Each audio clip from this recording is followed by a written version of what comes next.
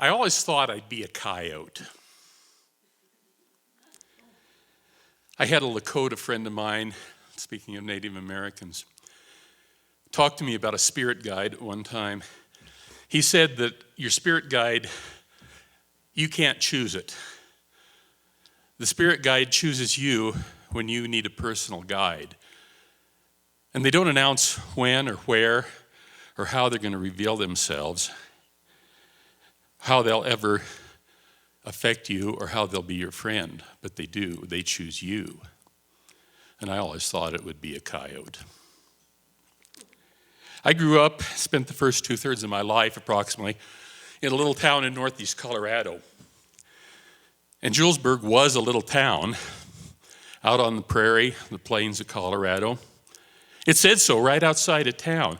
It said, "Welcome to Julesburg, home of 1,500 good souls and a few old soreheads." Big old sign.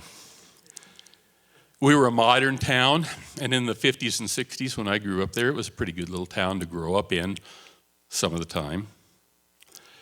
We were modern. We had 3 grocery stores, 3 hardware stores, doctors, a school, of course, a hospital, 7 or 8 churches, 2 cops and 1 stoplight. We were really a modern town.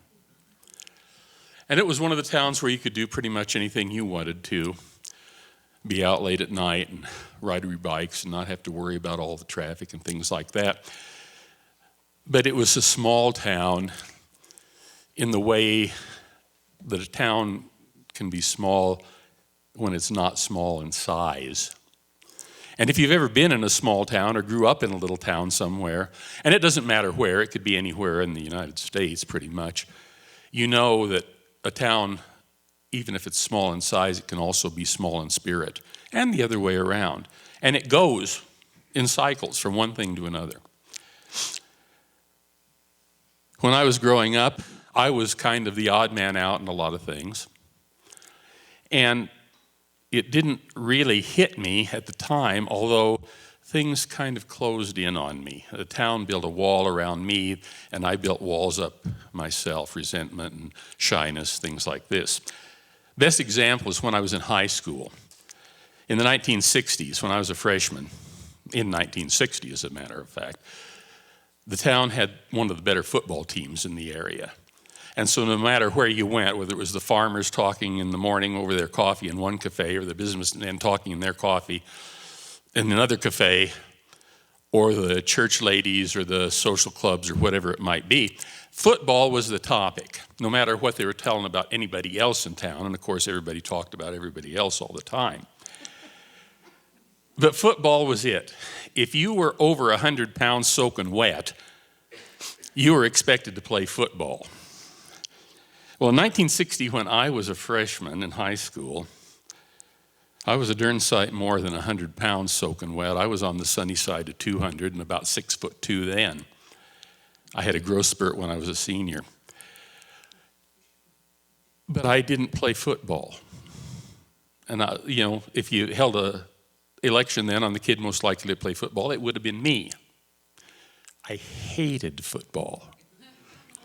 I hated sports in general, but football in particular. Oh, I did the things like gym class and hikes with the Boy Scouts and stuff like that without too much complaining. But to organize sports, and especially the organized mayhem that is football, and I think it's kind of an oxymoron, or organized mayhem, I just couldn't see it. I'm too much of a pacifist. I don't like the sight of blood, especially my own. And to see a 200-pound lineman with his helmet down coming at me with full intent of doing bodily harm just didn't fire my rocket at the time. I much preferred band or choir, drama, things that you could do inside quietly with a minimum of bloodshed. Well, this didn't make me too popular in a lot of cases, as you could well imagine, when I didn't play football. I was teased. I was harassed, I was hazed, I was downright bullied. And it wasn't just my peers that were doing it. I got it from the whole town in some way or another a lot of the time. So that's why I say it built a wall of concealment, resentment, whatever, that the town built around me, and then I built it to protect myself from the town. And that pretty much went on the whole time I was there. There were good times, there were bad times, but it was there, and it was a constant thing. Well, I finally graduated from high school. I got out and I went to college, and what the town had built around me began to dissolve. I began to realize I was there. I still had a lot of my own walls up there,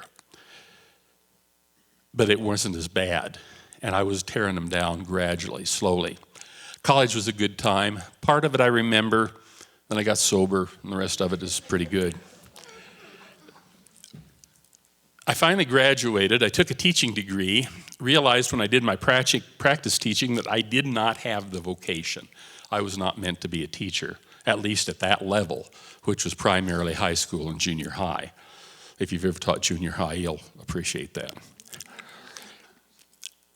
When I graduated and didn't go into teaching, I was looking for a job and spent a few months doing that. And I wound up working for the state of Colorado as a motor vehicle hearings officer.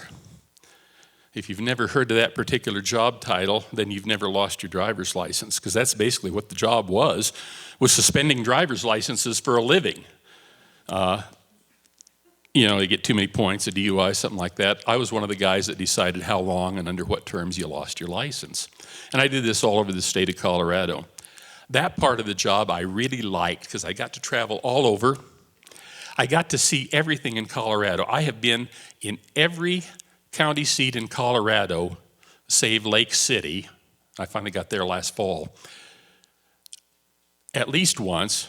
Probably more than once. I have been over every major mountain pass in Colorado 3 times at least, most of the minor ones once or twice, and driven over practically every road that you could imagine other than the county roads or the country roads for the most part. So I got to know the state pretty well, and I got basically reacquainted with my prairie, the land where I grew up. It kind of bore down on me, though. You could imagine that telling somebody they were losing their license, sometimes for the 3rd or 4th time, got a little depressing at times. And there was another small wall building up on that. It was a hard job. In fact, I described it this way. Sometimes it felt like running for the office of son of a bitch unopposed. One of the better things, just as an aside, one of the better things that did happen to me while I was working for the state, and I worked there for about 12 years until about 1982. One of the better things that happened was I got a wife and 3 beautiful children. And that was a good thing. That brought a lot of the walls down at that point. But I couldn't go any farther with the state. I didn't have enough politics in me to move up, and I wasn't experienced enough in other things to move out. So I decided it was time to find another job and get somewhere better, work on building me up in a better place and taking the family with me. So we wound up moving to California, went out there to go into business with my brother-in-law, and he'd tanked it by the time that we got there. And so we wound up living in Fresno for about a century, 1 year. The good thing about Fresno was we wanted to get out of there. And the better thing that happened there was I actually got a decent job. I went to work, and please don't groan, for the Internal Revenue Service. It was, yeah, I'll accept that. I was working for the good guys in the customer service part of it, though, at least later on. The thing was, we were homesick. We missed Colorado. If you've been anywhere else or lived anywhere else and lived in Colorado any part of your time, you'll know why. We missed Colorado. We had to move back. Problem was I couldn't transfer back. There were no IRS jobs in Colorado I could move into at that time. But we moved back anyway, and I did a variety of odd jobs, some of them very odd, until I could get back on with the IRS, which I finally did in the early part of 1990.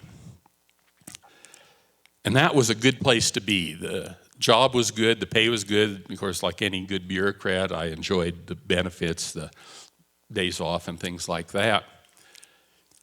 And it was a fine place. The walls were coming down rapidly until in the early spring of 1992, my wife died of cancer. And that left me with a fairly deep well that I was now in. The walls were pretty high. But I had 3 kids to raise and a life to live and money to make so I could keep things going, and I did. I managed to keep going. The walls came down a little bit with help of my friends, and the years passed, and the kids got more independent, and I got more free time, which was wonderful. But it was also a bummer because I didn't have that many outside interests. One of the things I liked to do at that point in my life to get out of myself a little bit was to go out and drive around places where other people would not normally be. The side roads, the back roads, little mountain trails, things like that. And take pictures and just look at things. And that was how I got reacquainted and fell in love again with the prairie. You know, at least 1/2 or more of the terrain in the state of Colorado is grasslands. Look west and you'll never know that. But go out to the east side of the Springs where things are developing and take a look there. Fully 1/3 of the state of Colorado, from the Kansas-Nebraska border clear up to the Front Range here, and from border north to south, is grasslands. The high prairie, short grass prairie, and has been for eons.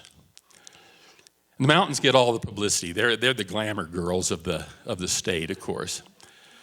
And don't get me wrong, I love the mountains. I love to get up and fight with a trout in a mountain lake or a little brookie in a mountain stream, or go up and hear the elk bugle by Estes Park or something like that as much as the next guy. And while my sole experience with skiing has been limited to sliding down the side of my best friend's potato cellar on a pair of unwaxed army wood skis that weighed about 50 pounds apiece, I guess I would imagine that winter sports could be fun, and they deserve the publicity. But the prairie really deserves more than it gets as far as honors out here, I think. There's a beauty about the prairie. There's a peacefulness out there, almost a divine serenity that you can't get, I don't think, anywhere but in the mountains. I took a trip, one of my little side trips one time up to Greeley to visit some friends where I'd been to school and wanted to have some old times. But they weren't home. They'd gone somewhere else because it was just a spur-of-the-moment thing, no planning. I was great at no planning. So instead of turning around and going home, I bought a box of fried chicken and a couple of bottles of water, and I headed up to the Pawnee National Grasslands. Now, I'd been there before. Some of you have heard of it. It's where Pawnee Buttes is. But it covers an awful lot of area in Weld County, mostly. And it's untamed grassland. They graze cattle and other things up there, but not organized, and it's just like it was back in the pioneer days. About 45 miles northeast of Greeley, and it took me a little while to get up there, but I drove back and forth across Weld County and up and down the county roads until I found a place in the grasslands that looked pretty promising, and I stopped the car and I got out and I walked over, maybe 20 or 30 yards from the car and found a place and just kind of sat there and looked around and enjoyed things and started feeling better about myself. Because when you get out on the prairie, out by yourself, and all you can hear is the wind and your own heartbeat, it's hard not to feel a serenity there. You smell the wind coming down from the northwest usually, especially in the springtime with the wildflowers and the new prairie grass, and sometimes the fresh turned earth from farms further upwind. And then you look over to the west and you see great armadas of cumulus clouds in little pockets floating out across from the mountains out to the plains. And sometimes they gang up in great battleships and throw thunder and lightning and fierceness at the prairie. And we've all been through some of those things. But sometimes they kind of thin out, spread out, and drop great trawl nets of rain as they cross the prairie and refresh it. And the sun comes down as warm as buttered toast, and the light softly covers the landscape. And you sit there and you remember your home and your first love. And a calmness enters my heart at that point that you just can't imagine. I sit there and I can clearly see a band of Arapaho over on the next hill hunting for buffalo. Or I can see the wagon trains coming up across from the Oregon Trail and coming down towards Pikes Peak or Longs Peak or things like that. Or an old mountain man making his way up to Longs Peak to trap beaver or maybe pan little gold. Or going up to Fort Laramie or down to Bent's Fort for the rendezvous. I can see my ancestors out to build a dryland wheat farm back in the late 1800s. And I can see the sod houses and the kids playing in front of them and the old lady standing up putting up her laundry. I can hear the singing in the country churches scattered out around the land on Sunday. I can hear the kids in the one-room schoolhouses and the lessons they learn, sometimes out loud. I can hear the joy of the barn dances on Saturday night and the chance to finally get together and talk about the kids and the cows and all those things. I can feel the sorrow when a child dies or a crop fails or a husband doesn't come back from a war. But I can feel the joy when everything works, when the kids raise a prize calf and take it to the stock show, or when the kids graduate from high school and go on to college and don't have to come back to the farm. All those things fill me when I sit out in the prairie. And when I get up to go home, then I feel that peace and that serenity, and it fills my soul. I'd done that for several springs for a number of years. And then, of course, as it always does, life got in the way for a couple of 3 years. And I didn't get up to the Pawnee. I missed it. And then one springtime, after a particularly tough winter when the snow had been bad and had been gray and wet, and I was tired of people, I was tired of the office, I was tired of the city, I was tired of my kids, I was tired of everything. I had to get out. I had to get away. So I headed back up to the Pawnee again. Had to go there. It was just, I knew for some reason I had to get up there that year. And I did, and I found a place that I liked, a place that I'd been before, and found a place to park like I usually did, and walked about 30 or 40 yards up over a little rise, and I'd pile of rocks there. There weren't too many rocks, but I found a pile that I could sit on.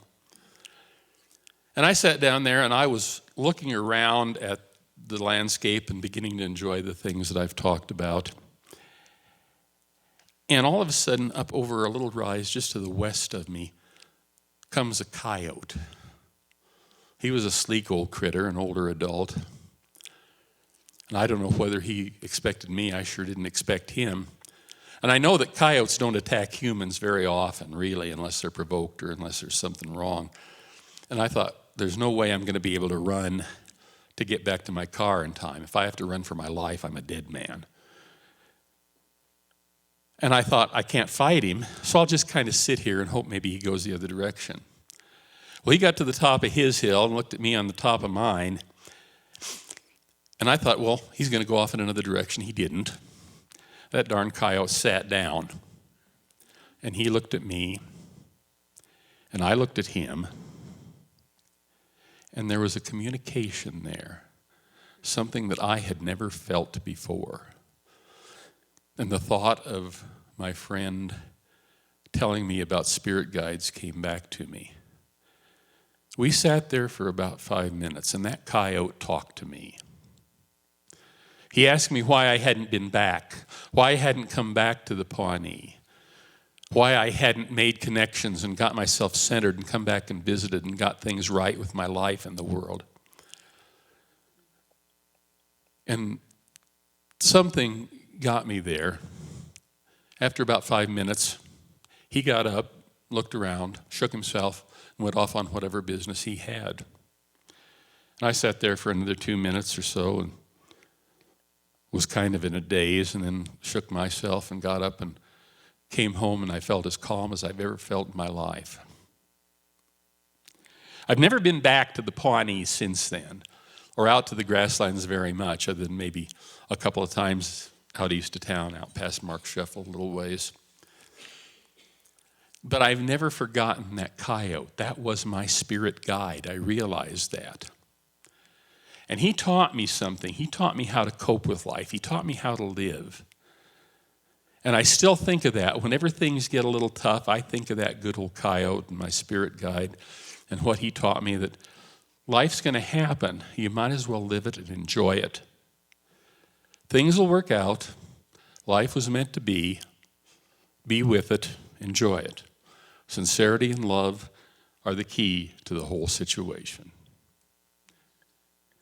Sometimes you find yourself in the middle of nowhere. But you know, sometimes in the middle of nowhere, you find yourself. Be at peace.